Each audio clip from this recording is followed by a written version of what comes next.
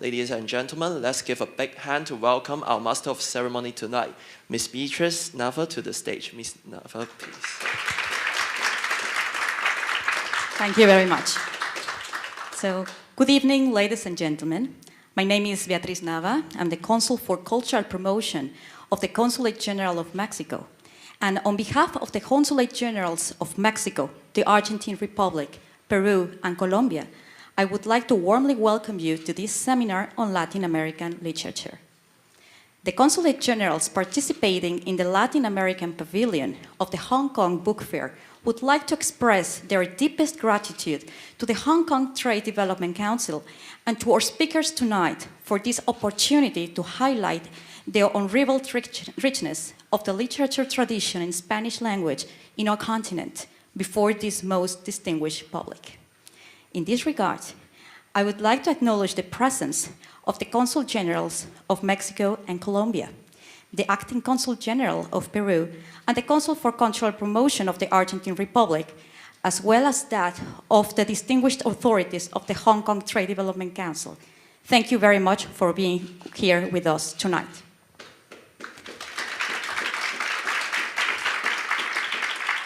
Indeed, the Latin American participation at the 26th Hong Kong Book Fair is a recognition not just of the increasingly close relations between the countries of our region and China, but also of how much both societies have to learn from each other and how much of it can be learned through the power of words.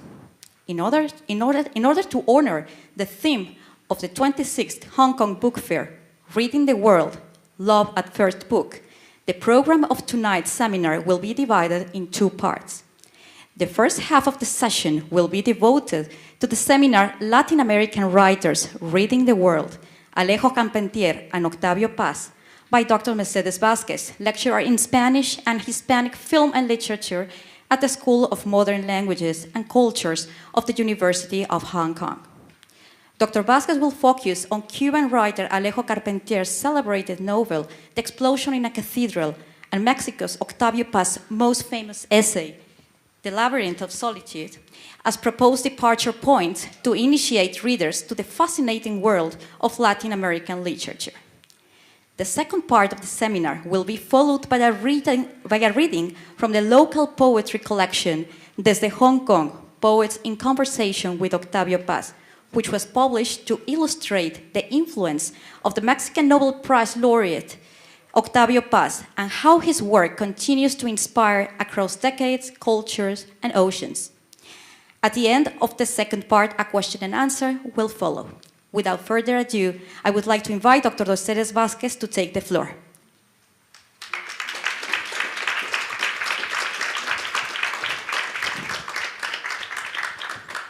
Thank you very much, Ms. Nava, for those kind words. Consuls General, representatives on the Book Fair and the Hong Kong Trade Development Council, members of the general public and book lovers, thank you for being here. This is an invitation to enjoy and revisit two Latin American books, a novel by the Cuban writer Alejo Carpentier, Explosion in a Cathedral, as Ms. Nava has mentioned, and the collection of essays entitled The Labyrinth of Solitude by the Mexican author Octavio Paz. Inspired by this year's book fair theme, I selected these books because in them the question of knowing oneself is essentially tied to the question of looking at the world, which is so typical of nations that have experienced colonialism. As you know, Latin America is a site of encounter of three major cultural groups: Europeans, native Latin Americans or Amerindians, and Africans. These historical encounters surely resonate in a city like Hong Kong that epitomizes the encounter between Asian and European cultures, the so-called East and West, and a city that aspires to be, or perhaps already is, a world city. But how do the selected Latin American texts for this evening view such encounters? Let me just put the... I don't want to run. Okay. Explosion in a Cathedral is a novel first published in 1962, but written a few years earlier, that deals with the penetration of the ideas of the Enlightenment and the French Revolution in Latin America, which eventually led to the explosion of independence movements across the subcontinent. It is an epic novel set a little earlier than the beginning of the independence of Haiti, the Caribbean island, in 1791, and the year 1808, when Napoleon Bonaparte invaded Spain in Europe. It is relevant for us still today because it is an example of how a writer and musicologist, Alejo Carpentier, depicts not only the influence of European ideas on colonies, but also how the colonized subjects felt about European ideas and their applicability in Latin America. The young protagonists of this novel, Esteban and Sofia, read the world with new eyes. They are initially captivated by the French ideas, but gradually and painfully realize that the French revolutionary process is full of contradictions and that ideals and a path to a better world are fraught with dangers. To survive, they need to search for their own view, their own idea of how to proceed and create a new world. The second, very different book that I invite you to read in connection with this theme of reading the world is the collection of essays, The Labyrinth of Solitude, published in 1950 and revisited many years later. In these essays too, Octavio Paz often deals with what is not Mexico in order to better understand Mexicanidad, Mexicanness, the Mexican self. The meaning of death for a contemporary Mexican, for instance, and you all might have heard of the Day of the Dead, can only be understood by observing how the Mexican neighbors to the north, the Americans of the United States, deal with death, but also how ancient Mexican civilizations and the Spanish colonizers dealt with it or with other phenomena like institutions of power or like religious institutions or political institutions. Contrary to what this might seem, Paz clarifies in his 1970 revision of the original essay that he did not intend to write a Mexican philosophy or a psychology of the Mexican, but to critically analyze Mexicanidad in a constructive manner. In fact, as he states, some of his reflections do not simply apply to Mexicans, but are universal. And for this reason, I highlighted them in this event. Both texts are relevant for Asian contemporary readers, as I hope to be able to prove. I will focus on Alejo Carpentier first. This is the story of the relationship between four characters: the French Victor Hughes and two Cuban youths whose father has just passed away, Carlos and Sofia, living in a rich mansion in Havana with their orphan cousin, Esteban. Despite my focus on historical processes here, the novel is very romantic and contains very passionate passages as well as terrible scenes of prostitution and rape, particularly of female slaves or mestizos, some of them children. The author said that he first thought of the idea of this novel when a minor airplane accident brought him to the island of Guadalupe in the Caribbean, the sea between the North and South America, where Carpentier first heard of a man called Victor Hughes. Despite Hughes' importance in bringing European political and philosophical ideas to Latin America, this historical figure who managed to retain the island of Guadalupe for the French and took it away from the British has remained almost unknown. The title of the book by Carpentier is very significant. The Spanish original title is El siglo de las luces. Its literal translation is the century or the age of enlightenment, which, as you know, is a term commonly used to refer to the Illustration, the age of enlightenment that we usually study in schools through texts of philosophers and humanists of the 18th century like Diderot, Voltaire, Montesquieu, and Rousseau. Their writings propose the separation of the executive, legislative, and judicial powers, for instance, universal suffrage, etc. When Carpentier brought the book to the publisher, he was told that it looked like a philosophy book rather than a novel, but he insisted and said this is what he wanted. And these are his words. When I published El siglo de las luces, my publishers were initially shocked and said, but this title makes the book look like an essay about the 18th century. This does not look like a novel. I insisted. The book has this name because the Age of Enlightenment, which has widely served as an example of rationality, of philosophical thinking, of peace and calm, and whatever, is one of the bloodiest in history.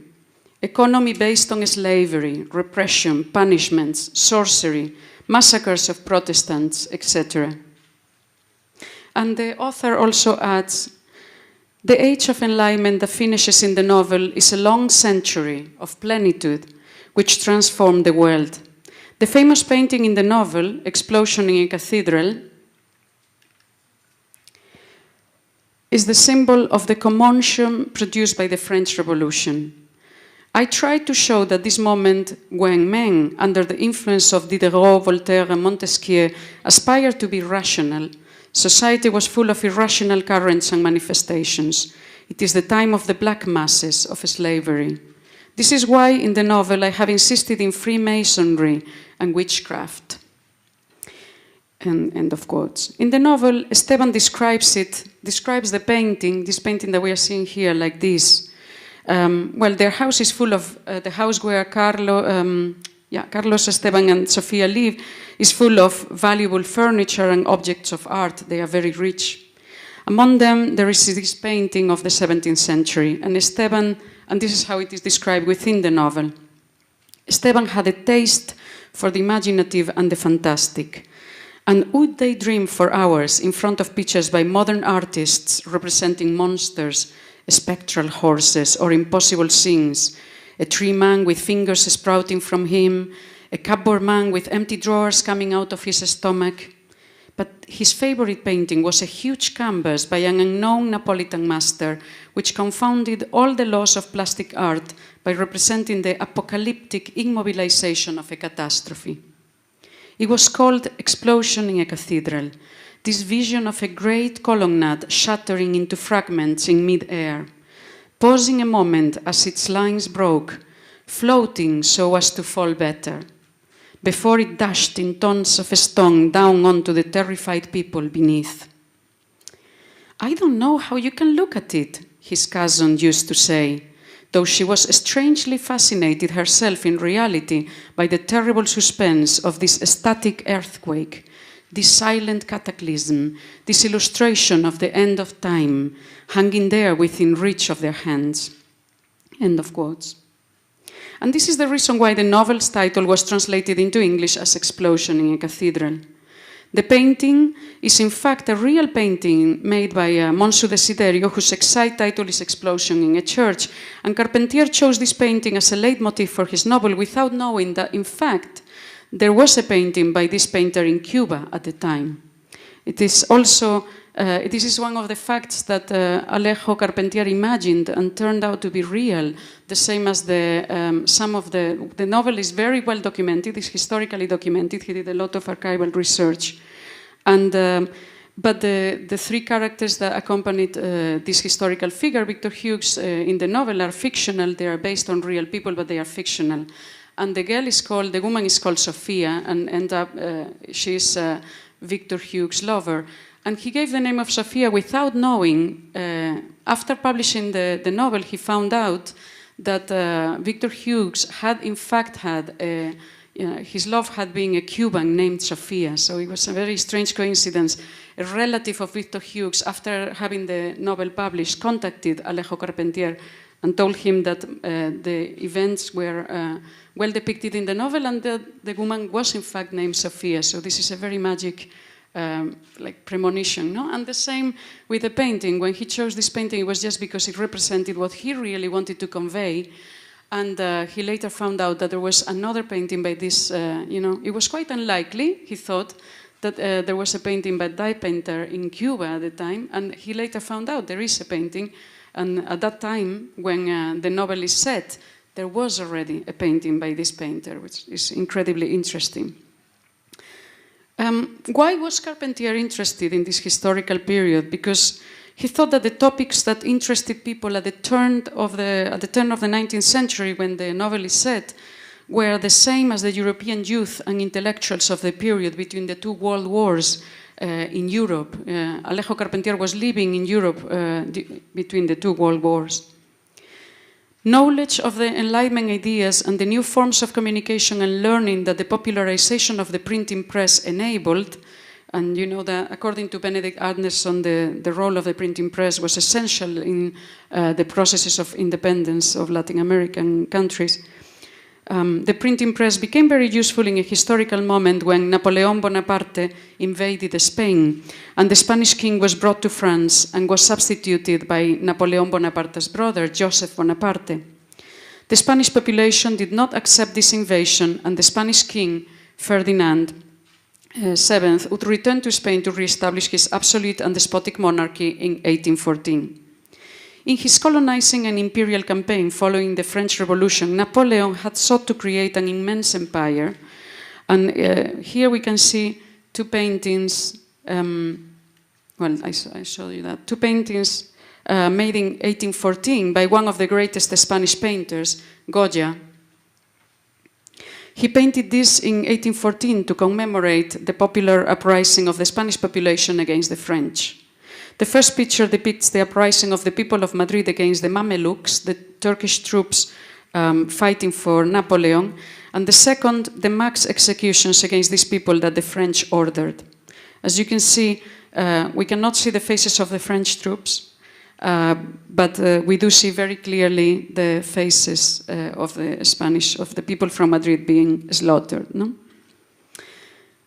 Alejo Carpentier's novel is imbued with Goya's spirit, particularly towards the end.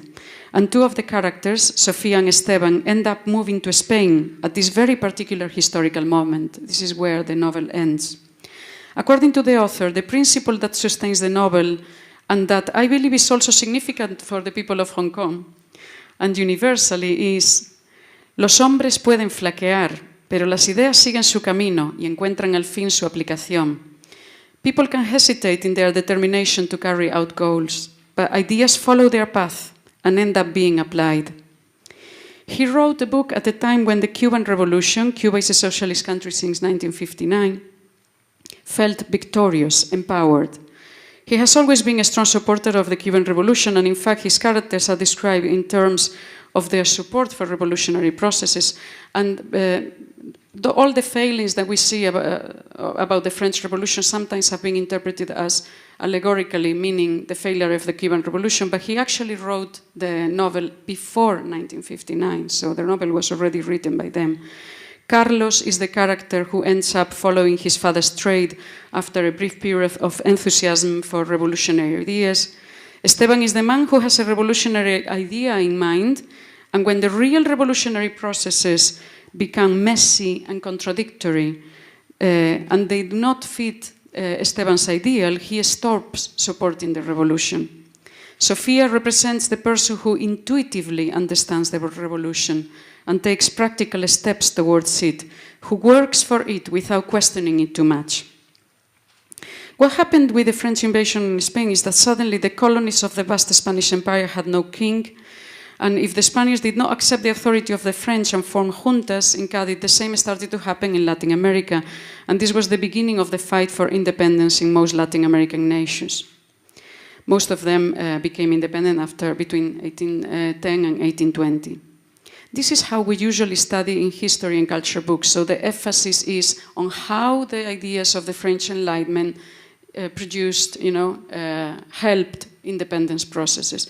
But what is great about this novel is that the focus is not just on how Europeans enlightened Latin Americans, but also how Latin Americans viewed those ideas and their applicability, as I said. Carpentier was not only interested in showing the Europeans' ideas, how they had spread across Latin America and had triggered the continental independence movements, led by historical figures like Simón Bolívar, San Martín, Hidalgo, and Morelos. He was interested in how those ideas changed in America, how they had been adapted there. I have selected an excerpt from the book, which you all have, for you to realize this point of view, and I have also brought a clip from a film adaptation of the novel, in which Sofía questions what the French are doing with the slaves. Shall we just read the excerpt together a moment? Because it's very significant. It's the one by Alejo Carpentier, and I'm going to start on page 319. Do you all have it? Yeah. Like a long and fearful roll of thunder in summer. This is a moment when Esteban is accompanying the French leader, Victor Hughes, who has acquired a lot of political power in the Caribbean and is like the representative of the French government and the French Enlightenment ideas and the French Revolution in the Caribbean, in some of the Caribbean islands like Cayenne and Guadeloupe. And Esteban, this chapter is seen from the point of view of Esteban, the idealist who is starting to realize that maybe the French are just very defenders of the freedom, equality, and all that on paper, but then in reality, the reality is very different, no? Like a long and fearful roll of thunder in summer, heralding cyclones that will blacken the sky and tear down cities. The cruel news rang out around the Caribbean, amid shouts and the lighting of torches. The law of the 30th floreal of the year 10 had been promulgated. Slavery was reinstituted in the French colonies in America, and the decree of the 16th pluvios of the year 2 was no longer effective. There was great rejoicing amongst the landowners, ranchers, and planters, who were soon informed of something so interesting to them. Indeed, the news troubled the head of the ships, especially when they found that they would be reverting to the system that had prevailed in the colony previous to the 1789. Which meant that they had finished with the humanitarian lucubrations of that filthy revolution once and for all. In Guadeloupe, Dominica, and Marigaland, the news was greeted with salvos and illuminations, and thousands of former free citizens were led back to their old hutments once more, beneath a rain of sticks and ropes' ends. The big whites of the old days set out into the countryside with packs of dogs at their heels to look for their former servants, who were brought back to their compounds with chains round their necks. So afraid were they that mistakes might be made during this mass manhunt, that many slaves who had been set free in the days of the monarchy and possessed businesses or small holdings gathered their belongings together in the hope of escaping to Paris. But their plan was promptly foiled by another decree, that of the 5th Messidor, which forbade any colored individual to enter France. Bonaparte considered that there were already too many blacks in metropolitan France, and feared that their excessive numbers might transmit to European blood the same tinge that spread through Spain after the Moorish invasion.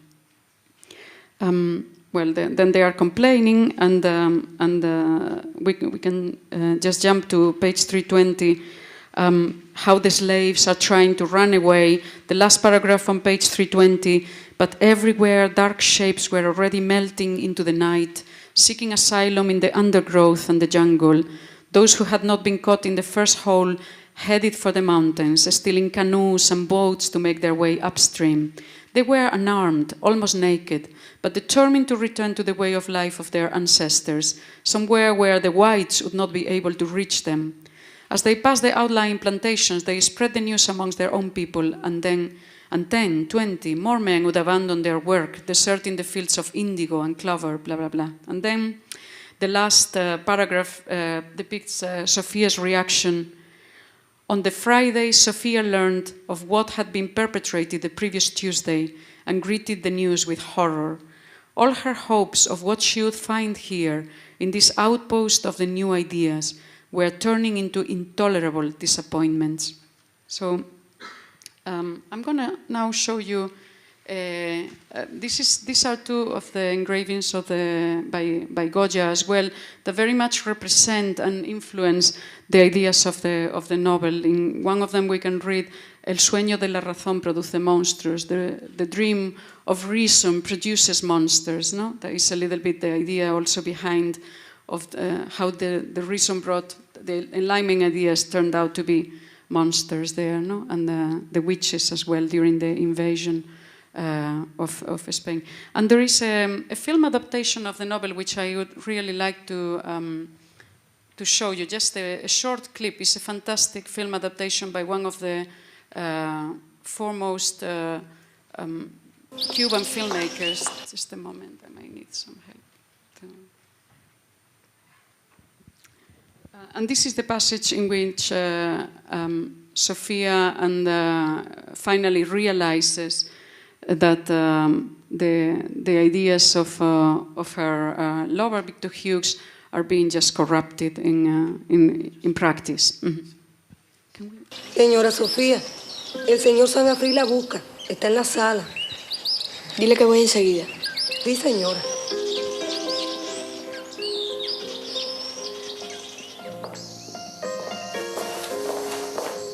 No quisiera molestarla, señora. Pero quiero dejarle estos libros. Son de mi propiedad y espero que le gusten. Muchas gracias. Me da usted mucho placer. Siéntese.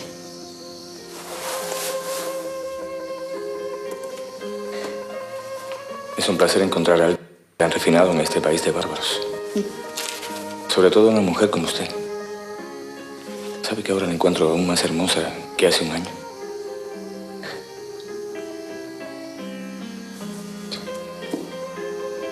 También ha cambiado mucho en un año la Guyana.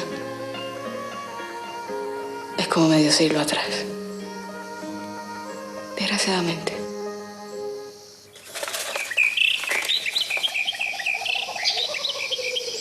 Proclamación de la ley del 30 Florial del año 10. En virtud de esta ley, se anula lo dispuesto por el decreto del 16 pluvioso del año 2, que abolía la esclavitud en las colonias de América. Por consiguiente, los ciudadanos que han sido liberados volverán a su condición de esclavos. ¡Qué desastre! Por consiguiente, los ciudadanos... ¡Silencio! Por consiguiente, los ciudadanos liberados volverán a su condición de esclavos. Volverán a sus amos respectivos y regresarán a los dominios de sus propietarios legítimos. Propietarios legítimos. Los esclavos que han sido sentenciados serán fusilados. Y aquellos que intenten evadir los rigores de la ley serán castigados con extrema severidad por un decreto anexo del 5 Mesidor. A todo individuo de color le será prohibida la entrada al territorio de Francia metropolitana, a menos que vaya acompañando a su amo o amos. Bonaparte, cónsul. ¡Bonaparte, cónsul!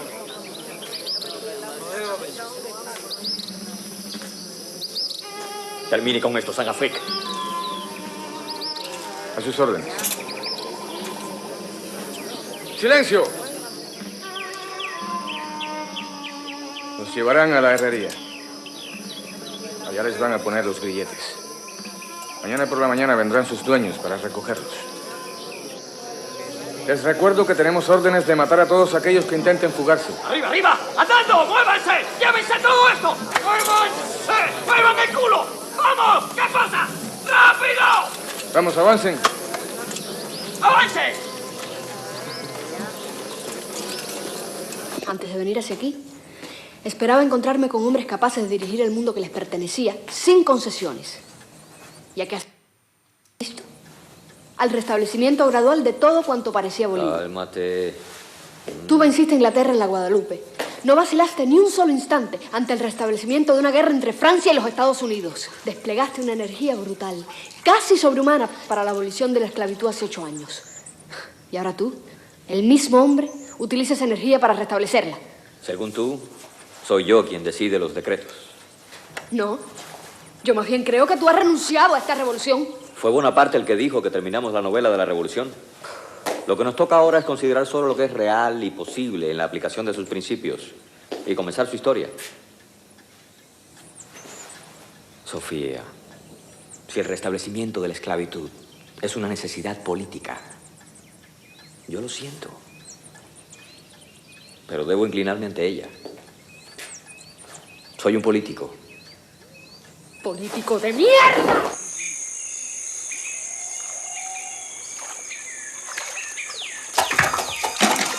¡Déjense! ¡Controlen la otra vía! ¡Una patrulla a tierra para rodearlo!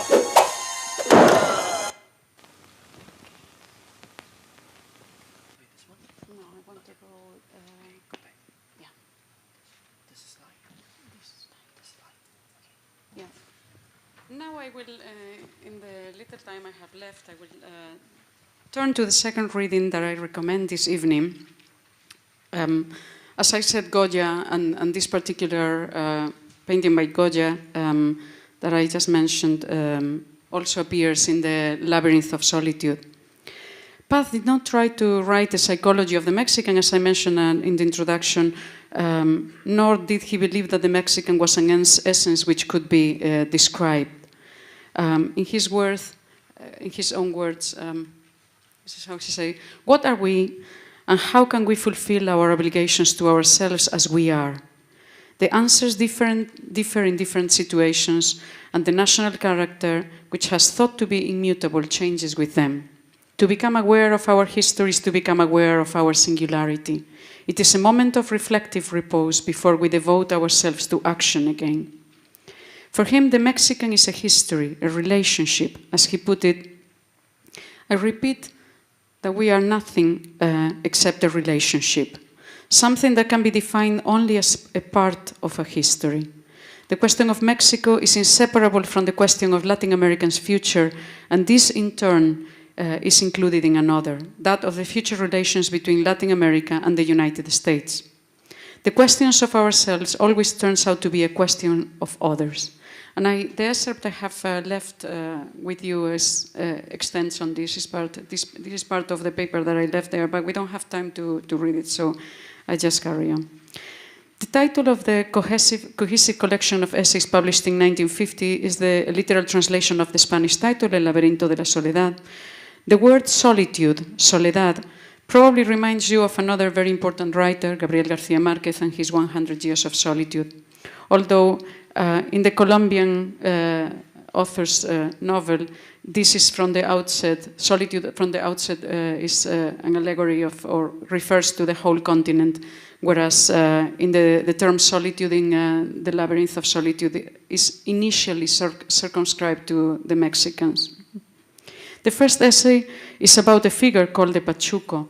The Pachucos are mostly Chicano youths of Mexican origin living in the southern cities of the United States.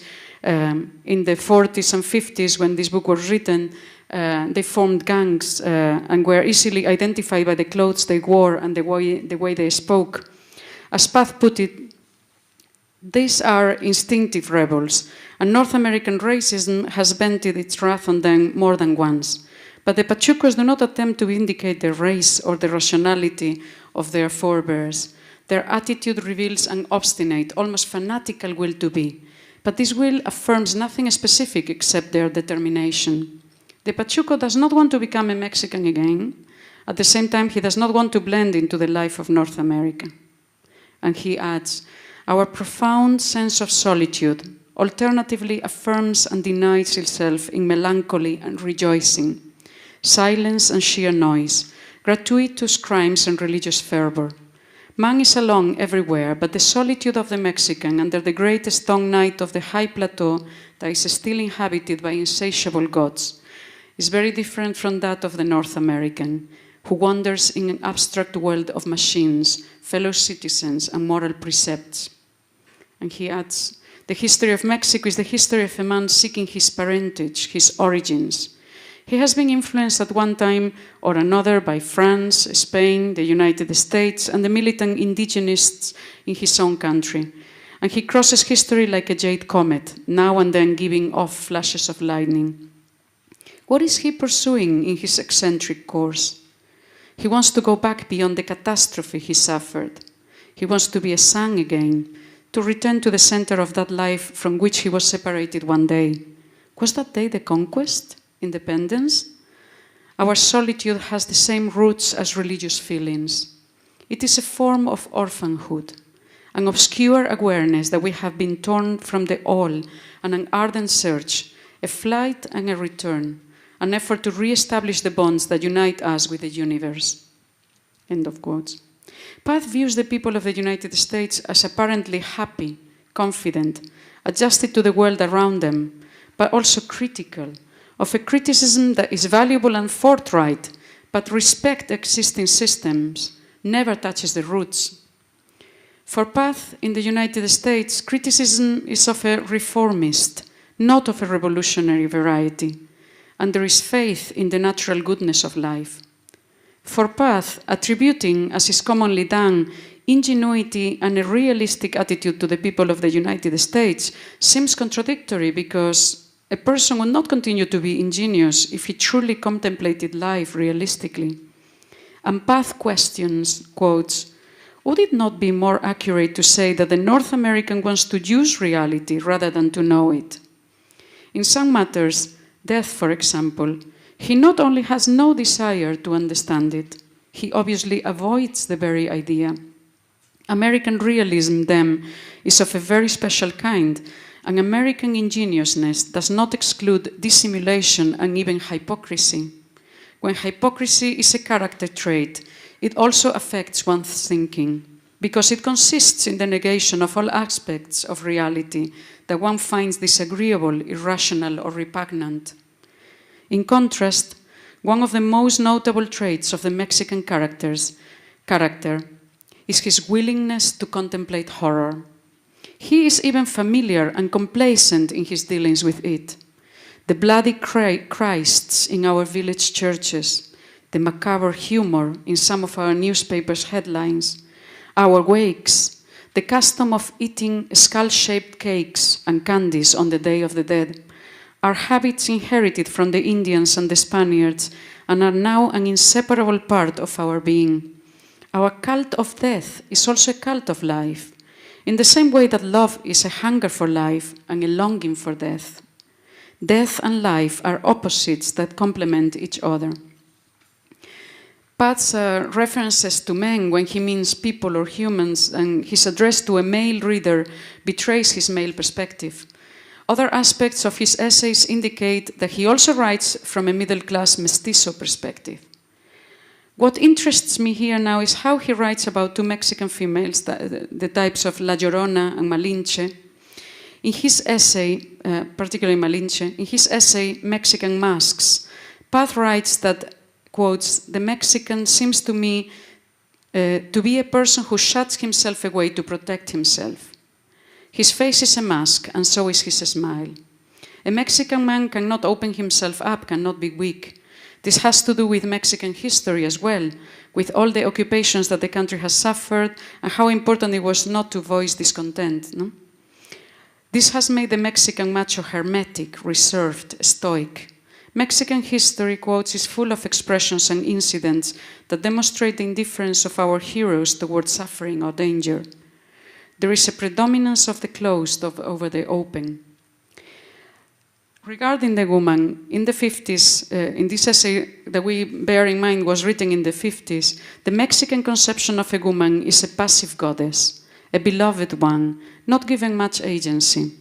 Quotes, women should be secretive. She should confront the world with an impassive smile. She should be decent in the face of erotic excitements and long-suffering in the face of adversity. End of quotes. Understanding that he was writing this in the 50s, he also said that the woman was a sort of hieratic calm, a tranquility made up of both hope and contempt. And the man was circling around her, courting her, singing to her. Meanwhile, she remains behind the veil of her modesty and immobility. The author does question this conception, but admits that the myth of the long-suffering Mexican woman exists.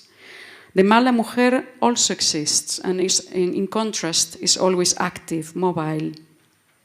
The Virgin of Guadalupe, of course, is also another stereotype of the woman, and is the maximum symbol of Catholicism in Mexico.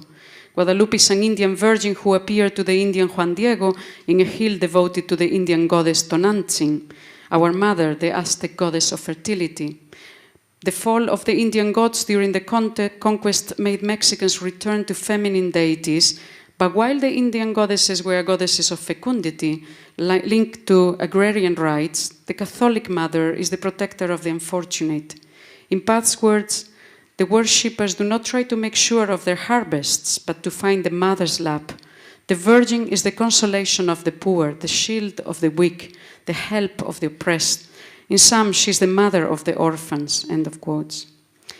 In contrast to her, other type of woman, the chingada, is the violated mother, like La Malinche, the traitor, who became the mistress of the conqueror, Hernán Cortés, and helped him destroy the Aztec Empire.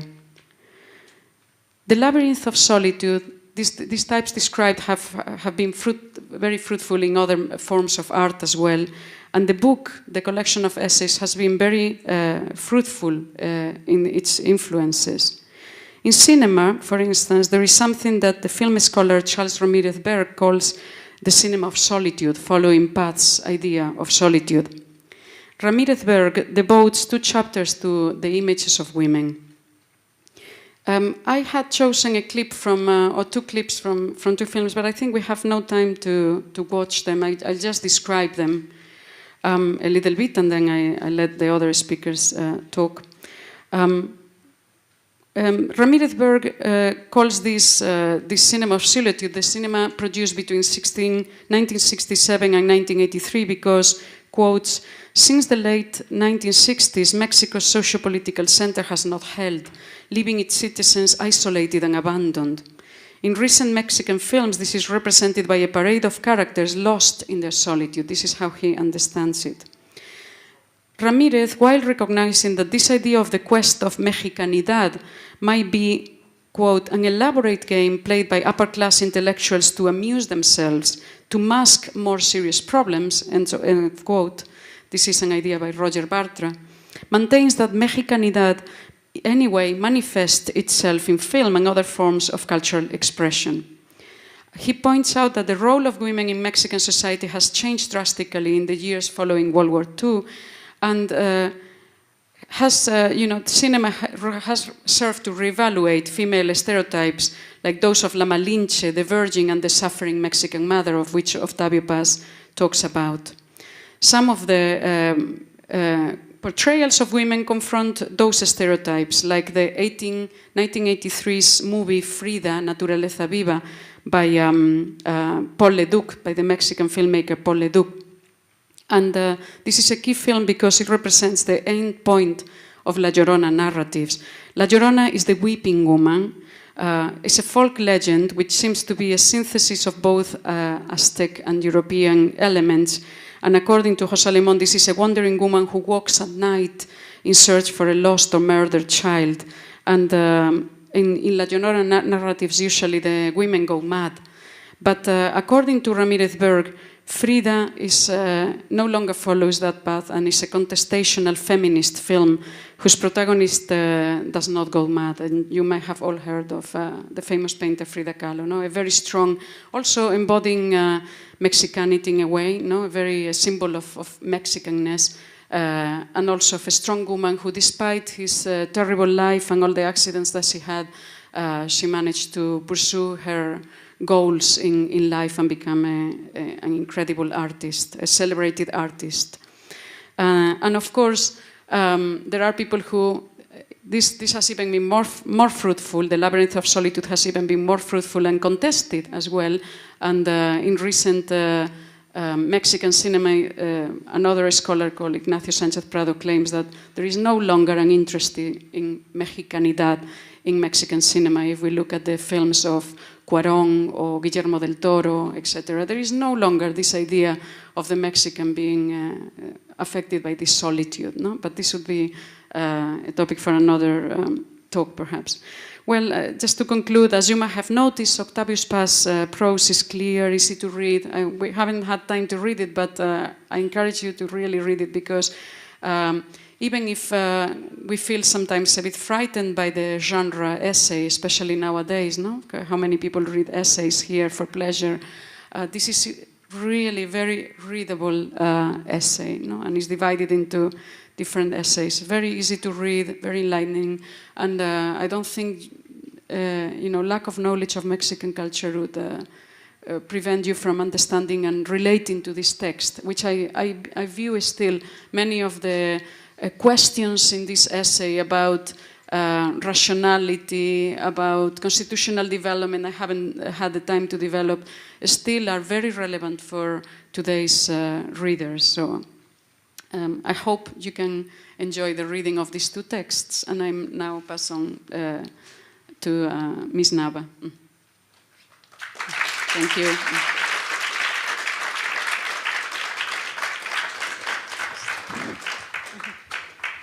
Yes, thank you very much, Dr. Vasquez, and for your most interesting lecture. And I do hope that this can encourage you to discover Latin American literature through the works of these two seminal writers of Latin America. And as said, the second part of the seminar is dedicated to the poetry collection Desde Hong Kong, Poets in Conversation with Octavio Paz, which was launched at the Octavio Paz Gallery of the Consulate General of Mexico in December 2014. Integrated by original poetry, whose seed can be traced back in the works and beloved themes of the Mexican Nobel Prize laureate, Octavio Paz, this project is an example of trans-Pacific literary inspiration, a showcase of Hong Kong poetic talent, and an example of how community involvement can catalyze literature and other art and cultural expressions. I hereby have the pleasure to introduce the three co-editors of Desde Hong Kong, Poets in Conversation with Octavio Paz, Germán Muñoz, Juan José Morales, and Tammy Ho, as well as some of the poets who participated in the book, including co-editor Tammy Ho and David McCurdy, as well as Peter Gordon, director of Chameleon Press, the publishing house of the book, to whom we express our deepest appreciation for his support to this project and presentation. And well, ladies and gentlemen, part of the Hong Kong Poets in Conversation with Octavio Paz, the floor is yours. Please proceed to take your place in the floor. Thank you.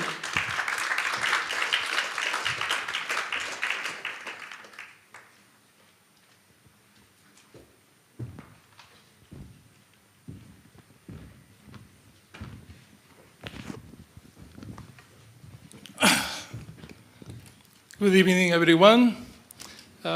Thank you for the conference. It was very interesting. And I would like to say just that going back to the work of Octavio Paz, we prefer to focus on poetry. Octavio Paz is one of the most important authors in the Spanish-speaking world. And I'm very happy to know that it's a source of interest as well as Alejo Carpentier, the Cuban writer. And other reason to be very pleased today is that if you visit the Latin American Pavilion, you will find great works from people like, for instance, Bioy Cáceres from Argentina, or Gabriel García Márquez from Colombia, Álvaro Mutis, etc. So, well, this time, Juan José, Tammy, we are going to read some of the works of Octavio Paz. Octavio Paz is not just a visionary in terms of politics and creating ideas and leading a movement to change many preconcepts that exist in Mexico and in general in the world, but is one of the most excellent poets. Please, Juan José, I feel ready to hear you. Thank you very much. Very nice to be here, an honor for me to be here. Entre irse y quedarse. Entre irse y quedarse duda el día, enamorado de su transparencia. La tarde circular es ya bahía, en su quieto vaivén se mece el mundo. Todo es visible y todo es elusivo, todo está cerca y todo es intocable. Los papeles, el libro, el vaso, el lápiz, reposan a la sombra de sus nombres. Latir del tiempo que en mi sien repite la misma terca sílaba de sangre. La luz hace del muro indiferente un espectral teatro de reflejos. En el centro de un ojo me descubro. No me mira, me miro en su mirada. Se disipa el instante. Sin moverme, yo me quedo y me voy. Soy una pausa.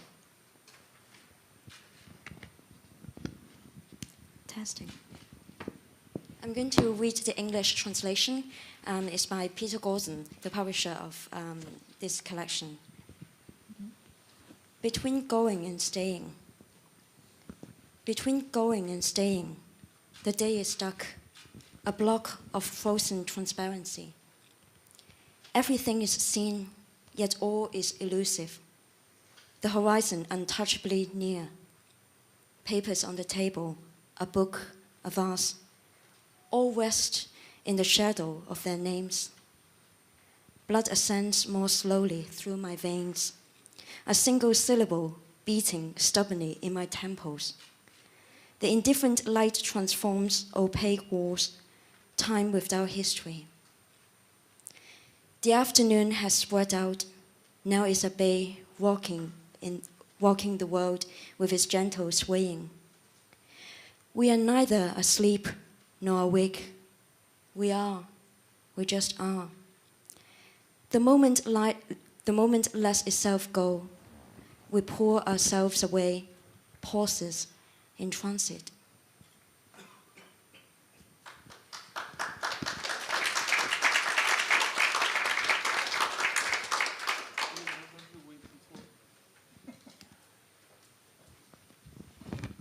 Okay. Well, I'm going to read in Spanish, como quien oye llover. Óyeme como quien oye llover, ni atenta ni distraída, pasos leves, llovizna. Agua que es aire, agua, aire que es tiempo. El día no acaba de irse, la noche llega todavía. Figuraciones de la niebla al doblar la esquina. Figuraciones del tiempo en el recodo de esta pausa. Óyeme como quien oye llover. Sin oírme, oyendo lo que digo, con los ojos abiertos hacia adentro. Dormida con los 5 sentidos despiertos.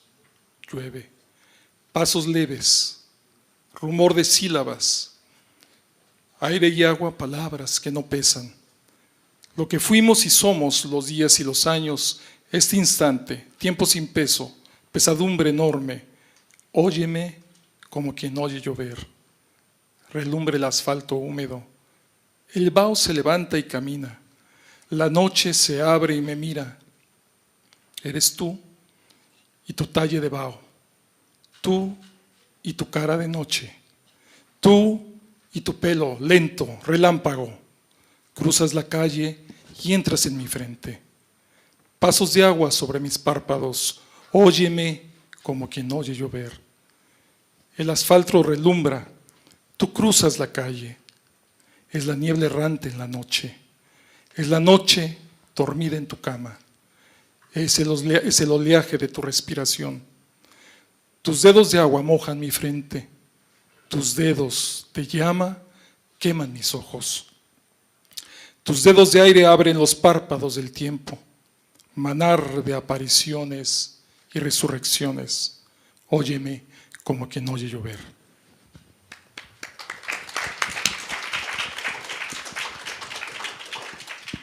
Again, I'm going to read the English translation by Peter Gordon. Hear the wind. Hear me as you hear the rain in the back of your mind, pitter-patter drizzling, water that is air, air that is time. The day's not yet gone, evening's yet to come, figures in the mist, just around the corner, figures of time. At the bend in this moment, hear me as you hear the rain, without hearing, but hearing what I say, with eyes open to what's within, asleep with the senses awake. It's raining, pitter-patter, a murmur of syllables, air and water, weightless words of what we were and are. The days and years, this moment, time without weight, enormous burden, hear me as you hear the rain. The wet tarmac shining, the mist rises and walks, the night opens and watches me.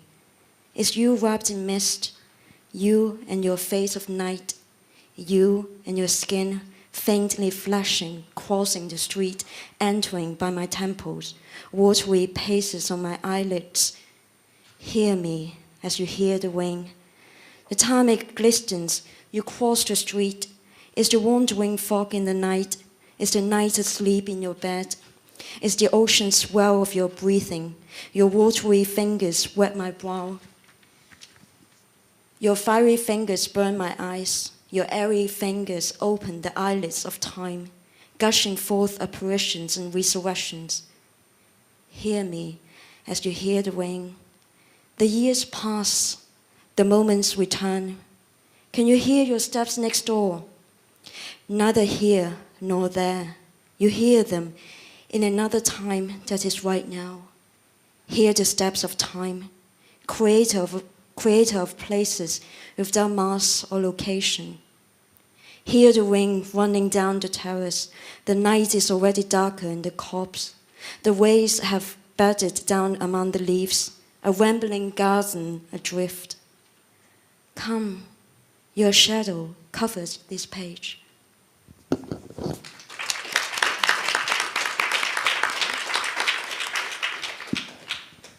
Thank you, Tammy. It's a great pleasure to be involved in this cross-cultural event between Latin America and Hong Kong. And I'd like to take the opportunity to invite some of our Hong Kong poets who contributed to Desde Hong Kong to come and read their contribution. I'd like to first ask Albert Lee, who's a stalwart of our local poetry scene. Please give a big hand to Albert.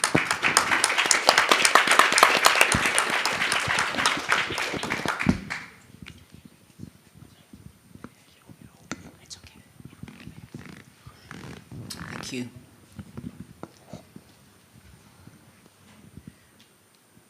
Ginger flower field. Crows descend in formation on telephone lines that drape across the evening sky. In ginger flower fields, they dug and they found pig bones, chicken bones, and human bones. Ginger flowers wreathed in the simmering heat. In the dark, they glow.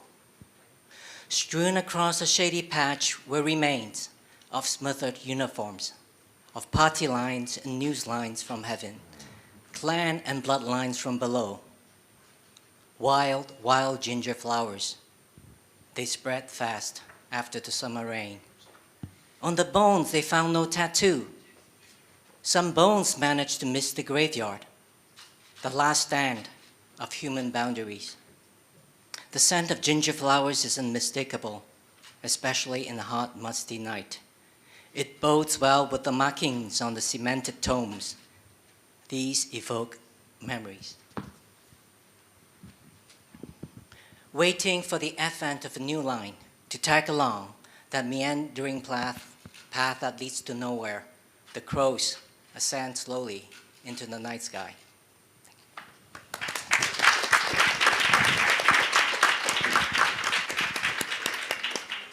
Thank you, Albert.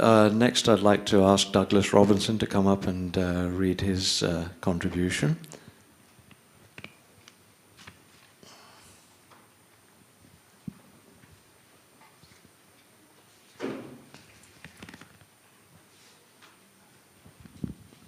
Thank you, David. This is called The Translated Word. The word telekinetic, floating up off the translated page, echoing glossolalic through HKG's international gates, 400 souls knuckled white into the paging of delayed flight CX-850 to Mexico City, topping the tarmac to walk that tight wire tensed from the silenced cry to the corporate cool of the in-flight magazine in 3 languages. Quote, to speak a foreign tongue and understand it and translate it into one's own is to restore the unity of the beginning, end quote, wrote Octavio Paz. That beginning, blanco como el anima, that rises off the page like echolalia, that compulsion to translate that inclined Paz to think, quote, that we are once more in the presence of a human constant, end quote. Bare beginning, Bereshit bara Elohim et hashamayim ve'et haaretz. When the earth was without form and empty, that gormlessness of the unity that, as Paz hoped, translation had already restored. The bareness before the Elohim, those impetuous Palestinian gods, went and created one language, but then scattered our speech, Sabha. Dispersed Wayapes, us like tourists, to 1,000 airports, lest we build an Airbus big enough and with the metaphysical fuel capacity to fly us all to the gates of heaven and so become like the Elohim themselves. Innocence in no sense other than wanting the words to miss our flight.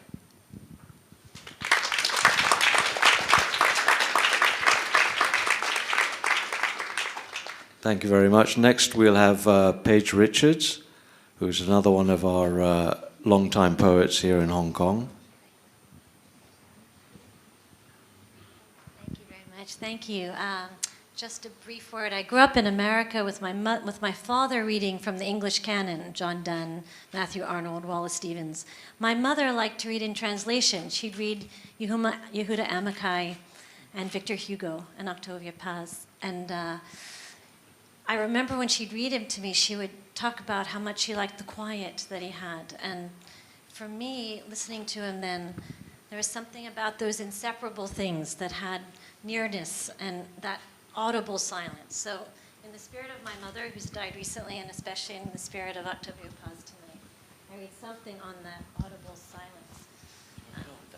Thanks. Yeah, I'll just project. Actually, I teach a lot, so that's all right. I'll just project. Oh, that's okay. Thank you. I was just teaching for 300 students earlier today, so if you can't hear me. Pilgrimage. A mysterious voice heard me in the middle of my years, took me to water which ran back down so I could follow. What do you want? It asked. And I, the youngest in my family, without shoes, I never liked to give up, wanted to get on my knees in water, peel off my life, bring them all back, bring back my father, my mother back to me, all I counted on. I counted on them. I said, what a false lion not far off sat on a hill and looked left, for no reason other than scent or sound or something he could tell inside his body. I crawled up to the mysterious voice and asked to be let in. Let into what? The voice asked. Into something, I said. You talked the whole time, he said. I know, I said, as if my voice could do something. Thank you.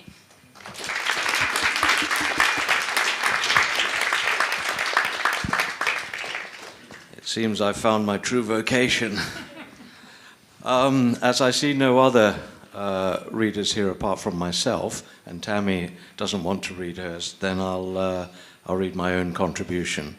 I grew up in Hong Kong, and when I was a little boy, there were scribes in the street who would write letters for many of the refugees in Hong Kong who were illiterate to their family back in China. And this was the only way that they were able to communicate with each other. And so the piece that I put in is about these street scribes, and they were the great communicators of Asia, of Hong Kong, as Octavio Paz was a great communicator.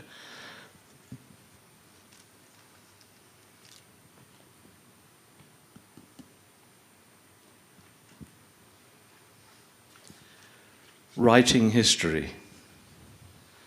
Chinese gentlemen in traditional robes inhabit the streets of my youth.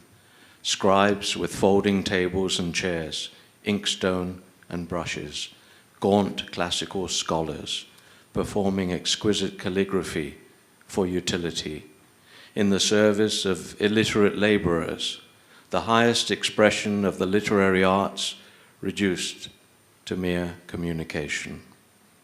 Letters home to be read and narrated by others in other streets in other cities, part fortune teller, psychologist, agony uncle, bad news censored, rendered palatable with subtlety and nuance, good tidings enhanced.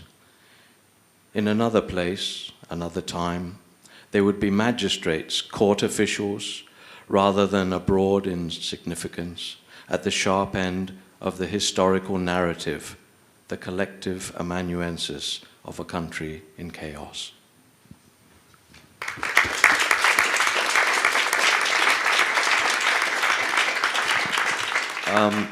Thank you very much. Now we still have time for a question and answer session for Mercedes Vasquez, a fascinating talk that she gave earlier, and we want to stop now to give ample time for all of you to be able to ask your questions.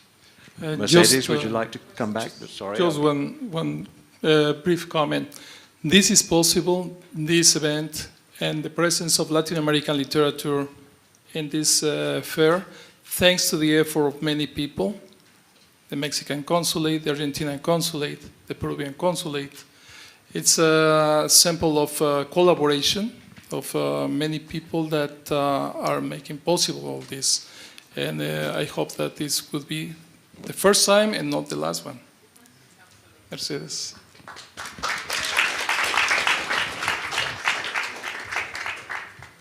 In case any of you are wondering, the different sizes of the names is according to the height.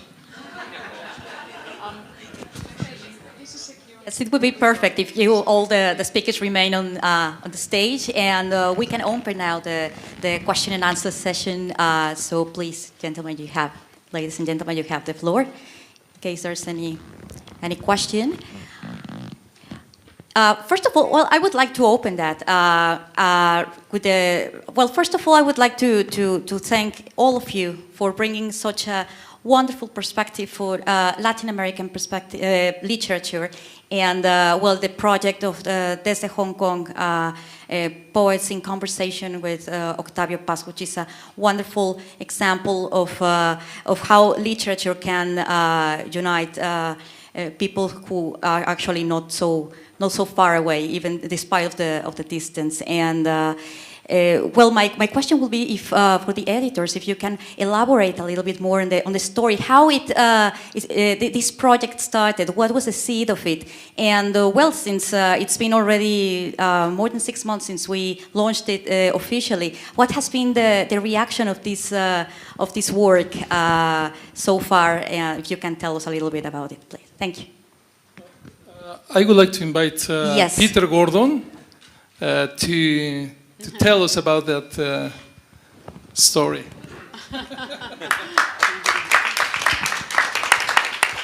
I was hoping to avoid this.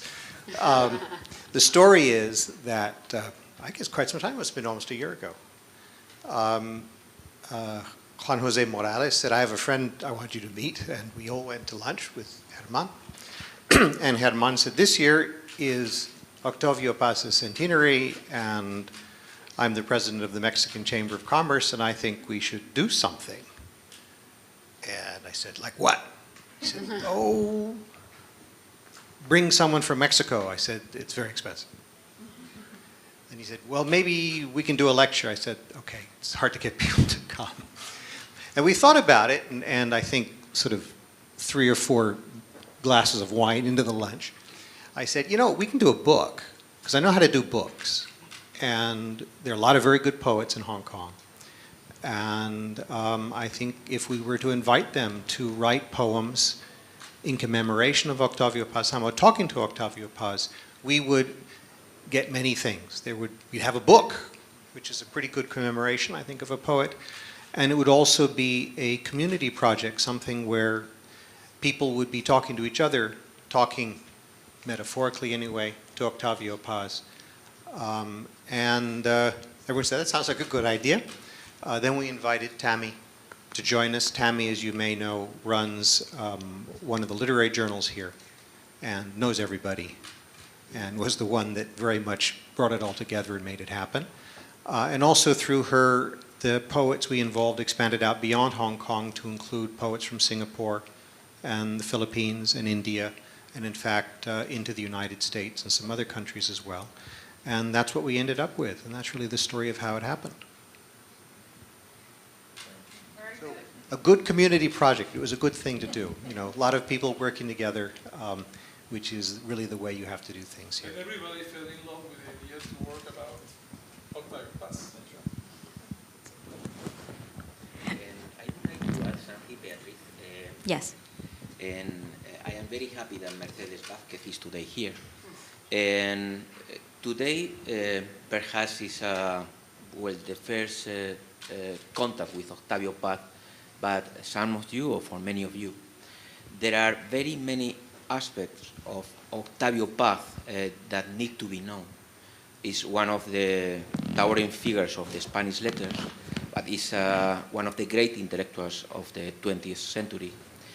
one of the most important aspects, or actually what brought me very many years afterwards to Octavio Paz again, were his translations of Chinese classical poetry. Poets of the Tang Dynasty and of the Song Dynasty, his translation of the Chao Chu, and the classic Taoist. And well, it was my work on these translations and the translations into English and into French that Octavio Paz used, and I researched on those poems, that brought me also in contact with Mercedes. And Mercedes gave me the chance in Hong Kong University to give a talk to his students on these translations of Chinese classical poetry. So this several years ago. Thank you very much, Mercedes. And thank you to you. And there are, well, another aspect that I invite you to read. I consider those translations perhaps the most loyal to the word and to the spirit of these Tang poets. It was a work of many years, and in contact also with the best sinologists, specialists in Tang poets. Also, Octavio Paz was a friend of Barton Watson, one of the best poets, translators into English of Chinese poetry. Exactly, and in India as well. So thank you very much. And the poems, may I just add, the poems, actually, the translated poems, work as Spanish poems too. It's amazing. Eh? We were looking in one of our lectures, and it's incredible. He was incredible as a translator as well. Besides being a great diplomat as well. Exactly, yeah, in Asia as well, right? India, yeah, in India, exactly. Yeah. Mm-hmm. Yes, please. I actually had a question for you. Maybe later. I have a question, maybe for everyone on the panel. It's I read a book a while ago, quite a while ago, written by the French science fiction writer Jules Verne, and the name of the book is The Paris in the 20th Century, and he sort of predicted the end of poetry and literature by the 20th century. And I can see the kind of pressure, I mean, if you visit universities and workplaces, the little emphasis we have on literature in general. How do you see the future of literature and perhaps poetry in post-colonial places? Sorry.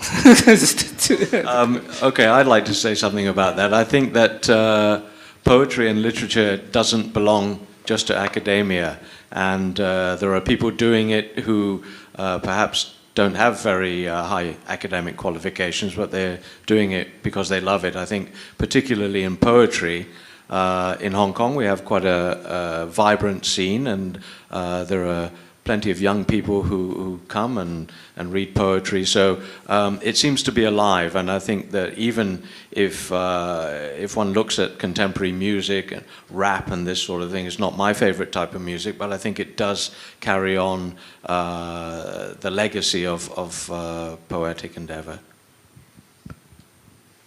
Well, as a teacher, I teach mostly language, but I also teach literature and cinema. I'm quite worried about the developments of the importance given to literature in general, and sometimes even to humanities.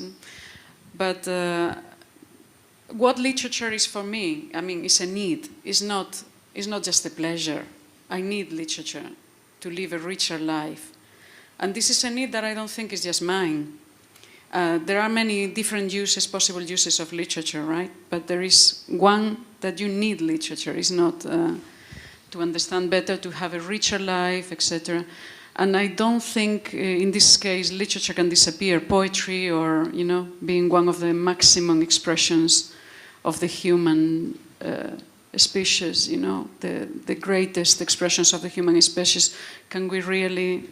Is it going to really disappear? Can we really destroy it? Probably not. it's indestructible because we need it. So, you know, try to destroy it. Well, if may I add something, I could say that in general in Latin America with all this scenario, sometimes very conflictive, there's a fertile ground for literature in general, for plastic arts, and you can see societies in economic crisis like Argentina. Buenos Aires is one of the most vibrant centers of culture in Latin America, with more, probably more libraries than other countries, the whole country, considering the whole country. And Mexico still a source of inspiration, not just for Mexican artists, for Mexican writers, but for people coming from all around the world. And it's something that when you were talking about Alejo Carpentier, I was thinking in the realismo mágico, the magical realism that is a creation of Alejo Carpentier. And in Mexico, it's something that is in our veins when we say that the surrealistic movement is not just an expression of a cultural trending or whatever, it's part of our lives, you know? And we play with that, and I think it is a source of creativity and inspiration for Mexicans, for Argentinians, Peruvians, Colombians, people from all the continent. So I think that it's long life for poetry, long life for literature. Thank you very much. If there is no other further questions, I would like to, to finish this session by thanking again all wonderful speakers tonight, all the contributors to the poetry compilation. Thank you so much for your presence here.